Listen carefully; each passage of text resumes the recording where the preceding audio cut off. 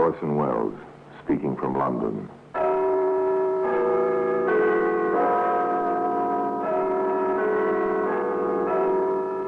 From the Black Museum, a repository of death.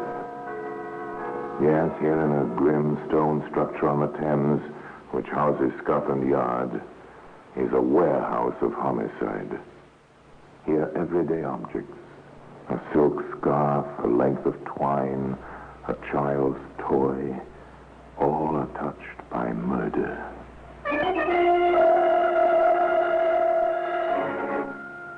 Now, this jar, nothing more than a cheap stained glass container, the type you find in a laboratory. What's in it? A colorless fluid. Water, perhaps? A cleaning spirit? No. Acid. Was just the thing to decompose a body without leaving any traces. Exactly, Sergeant. You'd better take a sample of it. Very well, Inspector. There's a jar on the shelf here. I'll use that. Today, that jar containing the acid sample can be seen in the Black Museum.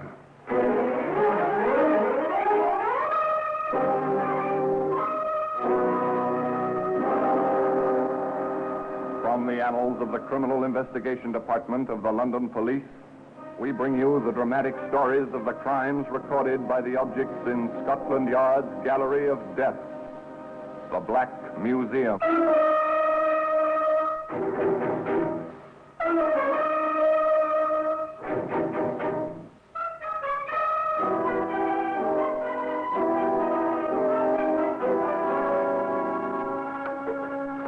And here we are in the Black Museum, Scotland Yard's Museum of Murder. Here lies death, unseen but ever present, uncatalogued but orderly, enveloping the shadows, papering the walls, carpeting the floor. Death, for display purposes only. Now, here's a hypodermic syringe. It was once used to inject life-preserving serums and later used to inject poison. And death. Here's an umbrella. Ordinary, everyday umbrella. Ordinary and everyday up to a point, that is. Look closer and you'll see just how sharp that point is. Just how lethal a sword stick can be as a weapon of murder. Now, here we are. Here's the acid jar, sealed and somber looking in its place on the shelf. Once this jar rested on another shelf, a workshop shelf in Crawley. But let's not anticipate. Let's begin our story at its beginning. Not on the shelf of a workshop in Crawley, but in the dining room of a hotel in Kensington. Dinner time. One corner of the room at a table set for two sits an attractive, fashionably dressed woman. She's joined by another equally as attractive and equally fashionably dressed. Agnes. Oh, Lenny. I'd almost given you up to lost. Sorry if I've kept you waiting, my dear. But just as I was leaving my room, I ran into Mr. Hart. He's such a lovely man. I simply couldn't resist stopping to have a few words with him. Mr. Hart? The nice-looking one I pointed out to you at lunchtime. Oh, yes, of course. He really is the sweetest thing. And so friendly. I thought he looked rather intriguing. You must introduce us. I will, my dear. And sooner than you think. I've asked him to join us when he comes down. You don't mind, I hope. Oh, the contrary. I'm so glad. I know you'll like him. Isn't that him coming in now? So it is. Over here, Mr. Hart. Forgive me for keeping you so long, Mrs. Regan. I had a little bother with my necktie. Oh, please don't apologize. I only just arrived this minute myself. Oh, I'd like you to meet a very dear friend of mine, Mrs. Lansbury. Agnes, Mr. Hart. How do you do, Mr. Hart? Delighted, Mrs. Lansbury. I do hope I'm not intruding. Oh, a perfectly horrible thought. Of course you're not, Mr. Hart. Do sit down. You're very kind. What a thorough gentleman he was. And so amusing. So very, very amusing. Oh, Mr. Hart, I do declare, it's a long time since I've laughed so much or enjoyed a meal so much. Oh, save the latter compliments to the hotel cook, Mrs. Regan. And now I really must ask that you excuse me. So soon? You won't take coffee with us? Much as I'd like to, Mrs. Regan, I'm afraid not. I have some rather pressing business to attend to this evening. Business that won't wait, even for coffee. Some other time, perhaps? Oh, we'll hold you to that, you know. Please do, Mrs. Lansbury. Please do. The two ladies, who were both widows, chatted on till late that evening, discussing the numerous virtues and charms of their newfound acquaintance, a topic that was continued the following morning at breakfast and then again at lunch. Will he be dining with us this evening? I'll ask him when he comes in. Don't forget. As if I could, my dear. The amiable Mr. Hart proved only too ready to accept a second dinner invitation and a third. He appeared to enjoy the two ladies' company as much as they did his. But it was upon Mrs. Regan that he centered most of his attention. I thought of taking a stroll in the country this afternoon, Mrs. Regan. You wouldn't care to join me, I suppose? Why, I'd love to, Mr. Hart. I simply adore the country. Fine. We'll start out straight after lunch. The country stroll agreed with Mrs. Regan, as proved by the healthy flush in her cheeks that evening as she sat down to dinner with Mrs. Lansbury. You're looking very radiant tonight, my dear. Oh, am I? Your afternoon jaunt with Mr. Hart appears to have brought about a most desirable effect. It was rather refreshing. He's not coming down this evening? He has another business engagement. Oh. What exactly is his business, my dear? Well, I'm not sure. He never really discussed it with me. Pity. Oh, by the way, I'm off to town to do some shopping tomorrow afternoon. I thought we might go together. Oh, I'm sorry, dear, but I'm afraid I've made other arrangements. Oh? Yes, I promised to meet Mr. Hart. We're going to Crawley for the afternoon. Oh, how nice for you. You don't mind? Oh, no, of course not. We can leave our trip to town to next week sometime. It makes no difference to me. No, it made no difference to Agnes Lansbury. But to Renee Ashcroft Regan, it made a great deal of difference. The difference between life and death.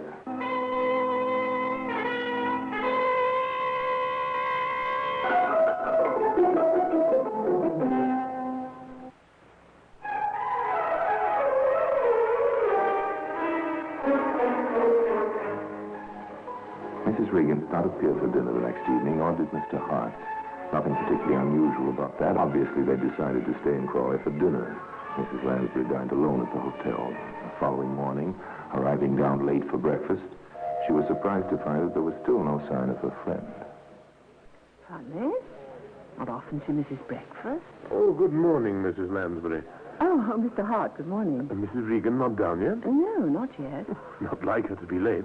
Well, she probably slept in. I wouldn't be surprised. Have you had breakfast? Yes, I came in earlier, just on my way out. Business again? That's right. Well, I must be off. No doubt I'll see you at dinner. Yes, don't be late. I won't. Till this evening, then. It was almost 9 o'clock when Mrs. Lansbury finally left the breakfast table, and still no sign of Mrs. Regan.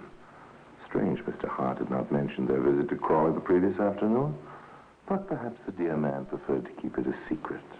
One never knew what sort of gossip could spread itself about a hotel, given a spark of encouragement. Still, it did seem rather odd. It seemed even more odd when Mrs. Regan did not appear for lunch.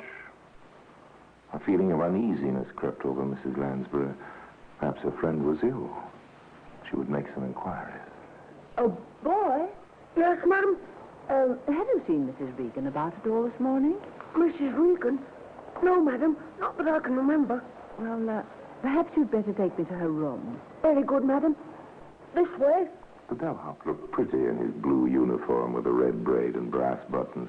Such a fresh young face. So unspoiled looking and clean. With a quick, toothy smile. Not as engaging a smile as Mr. Hart's, perhaps, but nevertheless quite attractive in its way. Here we are, madam. Oh, thank you. Oh, here. Thank you, madam. Anything else you might be wanting? Well, I'm not sure yet. Just a moment. Must have stepped out for a bit. I'll try the door. Locked. Renee? Renee? Are you in there? Nothing wrong, is there, madam? I don't know. I think Mrs. Regan may be ill. You better go and call the manager. Tell him to bring a pass key. Very good, madam. Won't be a chip. The hotel manager arrived in due course, asked a few rather pointless questions, fiddled with his large key ring, and finally opened the door to Mrs. Regan's room. It was empty. It looks as though your affairs were groundless, Mrs. Lansbury. She must have gone into town for the day. But that still doesn't explain why she didn't come down to breakfast this morning. Oh, perhaps she didn't feel like it. Still, I'll have a word with the room maid. She may have noticed something when she came in to tidy up. The room maid was duly summoned and questioned. No, Mrs. Regan had not been in her room when she came in to clean up. Yes, she'd noticed something unusual, something most unusual, as a matter of fact. Mrs. Regan's bed had not been slept in on the previous night. That settles it. Something's happened to her. I can feel it. She's met with some kind of accident and... Pray calm yourself, Mrs. Lansbury. I'm sure there's... Well, how can I calm myself when my closest friend has disappeared into thin But, air? my Well, darling, the police that- must be informed at once. Oh, come now, Mrs. Lansbury. Let's not be too hasty. Well, please don't argue with me, Mr. Stewart. I want them contacted immediately. Very well, if you insist. But I would ask you to refrain from mentioning the matter to any of the other guests, at least until we have something definite. At the hotel manager's request, Mrs. Lansbury agreed to keep silent. But being a woman, she could not keep entirely silent. She had to confide in someone. Naturally enough, the someone she confided in was the benign Mr. James Gerald Hart. His concern was touching. Dear me, this is most upsetting, Mrs. Lansbury. When was the last time you saw Mrs. Regan? Just after lunch yesterday. She was on her way out. Did she by any chance say where she was going? Well, Mr. Hart, as a matter of fact, yes, she did. Oh? Yes, she said she was going to meet you in town, that you were going down to Crawley together. Did she meet you, Mr. Hart? Well, no, she didn't. That's just what I was about to tell you. I'd arranged to meet her outside the Army and Navy Stores on Victoria Street at 2 o'clock. I was there on time, and I waited over an hour, but she didn't show up. Oh. Have the police been contacted? Well, yes, the hotel manager, Mr. Stewart, gave them a ring shortly after lunch. They hadn't been here? Well, not that I know of. You know, I rather think it might be an idea if we went round to the station and had a word with them ourselves. We may be able to give them some lead or other. What do you think? Oh, I think it's an excellent idea, Mr. Hart. As a matter of fact, I was hoping you'd suggest it. Good. We can go straight away. I'll get my hat and coat and join you in the lobby in 10 minutes. And so it was that the disappearance of Mrs. Renee Ashcroft Regan was confirmed. Mr. Hart repeated his story of the proposed Crawley visit to the police, and that story was accepted. At that time, there was no reason at all why it should not have been. Well, today evidence to the contrary can be seen in the Black Museum.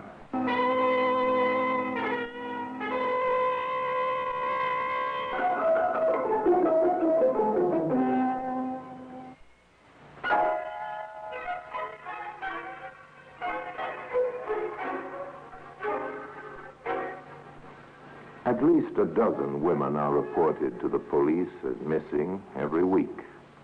Renee Ashcroft Regan was only one more female whose name and description had to be distributed to every station in the Metropolitan Police Force's area and printed in the current editions of the Police Gazette. Routine, nothing more. Steady, patient routine. At the Chelsea station, Woman Police Sergeant Carol Henderson, whose duty it was to check through the daily records of missing persons in the area, came up on the case of Mrs. Regan and, as a routine step, paid a visit to the Kensington Hotel for a brief chat with those who had known her best. Naturally enough, the first name on her list was that of Mrs. Agnes Lansbury. Now, Mrs. Lansbury, if you could just tell me when you last saw Mrs. Regan, what she was wearing, and as much as you can remember of any conversation that may have passed between you on the day of her disappearance. Mrs. Lansbury could add nothing to what she had already told the police, but nevertheless was most helpful and directed Sergeant Henderson to the room of the much concerned but still charming Mr. James Gerald Hart. Do sit down, Sergeant. Thank you, Mr. Hart, but I prefer to stand when I'm on duty. It's not often one has the pleasure of meeting a lady policeman. But as you wish, if you don't mind, I would... Oh, not at all. Now, I understand, Mr. Hart, from what Mrs. Lansbury tells me, that you've arranged to meet Mrs. Regan on the day of her disappearance. That's correct. I was to meet her at 2 o'clock outside the Army and Navy stores in Victoria But Street. she didn't show up. No. How long did you wait for her, Mr. Hart? Oh, at least an hour. Close to an hour and a half, I should imagine. And then? Well, as you may know, we intended going to Crawley together. Well, when I realized she wasn't coming, I drove down alone. Oh, I see. Exactly what had you intended going to Crawley for, Mr. Hart? Well, as a matter of fact, I have an interest in a chemical factory down there. I'm what you might call a research chemist. Oh, yes? Mrs. Regan was hoping to purchase some samples of certain plastic fingernails I'm manufacturing. I see. Well, I think that's all I need from you at the present, Mr. Hart. Thank you for your time and your cooperation. No trouble at all, Sergeant. I'm most anxious to have this matter cleared up, you understand. Mrs. Regan and I were close friends, and I hate to think that anything may have happened to her. Quite. If I can help you in any way, I'll only be too pleased. That's very kind of you, Mr. Hart, but I think we'll be able to manage. If we need any further information from you, you can rest assured we'll get in touch with you. Sergeant Henderson returned to the Chelsea police station. She had listened to what had seemed a straightforward story, but there was a doubt nagging at her.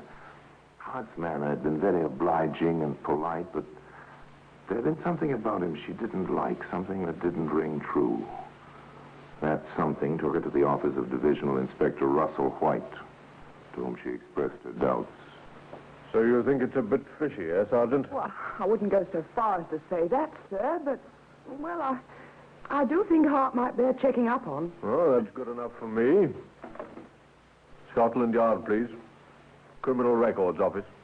Within the hour, the checkup had been made, and the results phoned back to Chelsea. Results that stood by Sergeant Henderson's feminine intuition. According to the record, the plausible Mr. Hart had served 2 sentences for fraud. Well, there you have it, Sergeant. It appears he's been up twice in the past 10 years. I can't say it surprises me. Perhaps not, but I wouldn't let it influence you too much.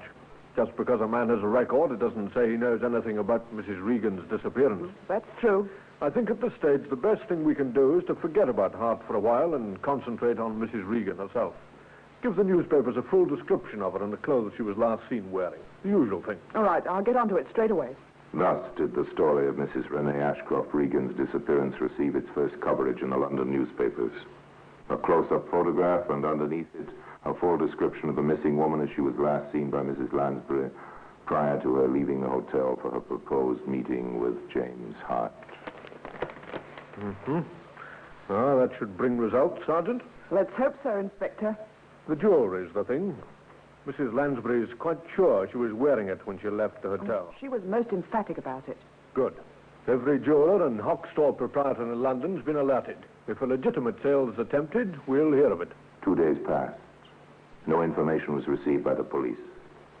Then, on the 3rd day, word came through that a Persian lamb coat very similar to the one worn by Mrs. Regan at the time of her disappearance had been found in a cleaner's shop near Crawley. It was later identified by Agnes Lansbury and then brought to the Chelsea police station for analysis. Laboratory tests, however, failed to uncover any further leads. Nothing more, Inspector? Afraid not. Pity it went through the wash before it was noticed. Yes. Still, I suppose we shouldn't complain. At least we know now, without a shadow of doubt, that something has happened to Mrs. Regan. And also that it happened somewhere in the vicinity of Crawley, which is where she was supposed to have been going with Hart. A further 2 days passed. Then came the information that Inspector White had been waiting for. A report was received that jewelry fitting the description issued by the police and newspapers had been offered for sale to the proprietor of a second-hand store in Horsham. It was also identified by Mrs. Lansbury as belonging to the missing Mrs. Regan. Proprietor, Sally Jacobs, was questioned by Inspector White. Just how long have you been holding this jewelry, Mr. Jacobs? 1 week tomorrow. Party brought it in just after lunch. Well, that fits. And this party gave his name as Jones, you say? Well, here's the ticket. John Jones. You couldn't give us a description of him, I don't suppose? Well, so let me be remembering like he was short, stocky, with a dark hair, and, well, I'm not quite sure, but I think he had a small mustache. A small mustache. Anything else? Well, not that I can bring to mind, no. Yes. Well, it just so happens, Mr. Jacobs, I have a few photographs in my pocket of men who could fit the description you've given me. I wonder if you'll take a look at them. Well, what have I to lose? What about this one? No. This? No, that's nothing like it. How about this one? Well? Aye, that's it. You're sure of that? As sure as I'm standing here, I never forget a fight. Thank you, Mr. Jacobs. You've been very helpful. Returning to the Chelsea police station, Inspector White summoned Sergeant Henderson to his office, bringing her up to date on his visit to Horsham. He produced the photograph that had been recognized by Jacobs. James Gerald Hart. As he was when arrested in 1939 for fraud. Hasn't changed much. Fortunately for us. Going to pull him in? All in good time. If he's done away with Mrs. Regan, as facts seem to indicate, he must have deposited her body somewhere. His chemical factory. Well, that's as good a place to start looking as any. Tell Peters and Cunningham to stand by. We'll pick up Hart on the way down. 20 minutes later, Inspector White, accompanied by Sergeant Henderson, arrived at the Kensington Hotel and asked for Mr. Hart. That smiling gentleman, as smooth and suave as ever, came downstairs immediately, greeting the sergeant with an airy wave of his hand. Good afternoon, Sergeant. I was hoping you'd call again. Oh? Yes. I've been rather anxious to hear what progress has been made in the search for Mrs. Regan. Perhaps you better ask Inspector White here that question. He's taken over the handling of the case. Oh? How do you do, Inspector? Mr. Hart. Before I answer your questions, Mr. Hart, I've a few I'd like you to answer for me. By all means, fire away. Sergeant Henderson tells me that you have an interest in a certain chemical factory at Crawley. That's correct. And that you arranged to take Mrs. Regan there on the afternoon of her disappearance. Yes. We'd rather like to look over this factory if it can be managed. Just routine, you understand? Of course. Any time, Inspector. Will tomorrow morning suit you? Hardly, Mr. Hart. It'll have to be this afternoon. Well, I'm not sure that would be convenient, Inspector. You see, I have a business appointment in Chelsea at 3, and then... I'm afraid your business appointment will have to wait, Mr. Hart. But, Inspector... Let's be on our way, shall we? I've a car waiting outside. For a fleeting second, the ever-present smile almost faded from the lips of James Hart. Then it broadened, and his perfect white teeth flashed in the sunlight streaming through a lobby window. Lead on, Inspector. Little was said during the trip down to Crawley. In the back seat of the police car on either side of Hart, Inspector White and Sergeant Henderson interested themselves in the swiftly passing countryside, and in the front, Constable Rex Peters sat grimly at the wheel, and beside him, equally as grim-faced, sat Sergeant Dennis Cunningham. The silence appeared to amuse Mr. Hart, who chuckled audibly to himself more than once before remarking casually, Lovely spot, Crawley, don't you agree, Inspector? Huh? Oh, yes, indeed. I've often thought how very pleasant it would be to live down here. Oh, next turning to the right, Constable. A few minutes later, the police car came to a standstill outside the Hart Chemical Factory, which proved to be little more than a glorified workshop fitted up as a laboratory. Hart remained in the car under the watchful eyes of Peters and Cunningham while the inspector and Sergeant Henderson entered the wooden building. Well, plenty of experimental equipment lying about. Nothing much else as far as I can see. Well, Certainly no corpus delicti. hold on. What's in those drums over there? Looks like some kind of oil. Yes. Oil be hanged. It's acid. Drums of acid in a laboratory. Nothing very odd about that, unless that acid happens to contain the undissolved remains of a human body. Acid. Just the thing to decompose a corpse without leaving any trace. Exactly, Sergeant. But in this case, I think it may have left traces. Look, floating on the surface, Looks like a piece of bone. with particles of flesh still clinging to it. You'd better take a sample of the acid itself, siphon it out. Very well, Inspector. There's a jar on the shelf here. I'll use that. James Gerald Hart made no attempt to deny the accusation of murder that was subsequently leveled at him. On the contrary, Knowing the game was up, he admitted his guilt freely, stating that he had first shot Mrs. Regan and deprived her of her clothing and jewelry, then deposited her body in the drum of acid, a sample of which today occupies this position of honor in the Black Museum.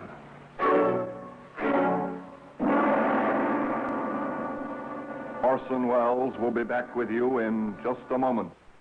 The defense, brilliantly conceived, was, of course, insanity. To strengthen this plea, Hart cheerfully claimed to have done away with no fewer than 9 other victims in a similar fashion to that in which he had disposed of Mrs. Regan. Whether or not this claim was justified will probably never be known.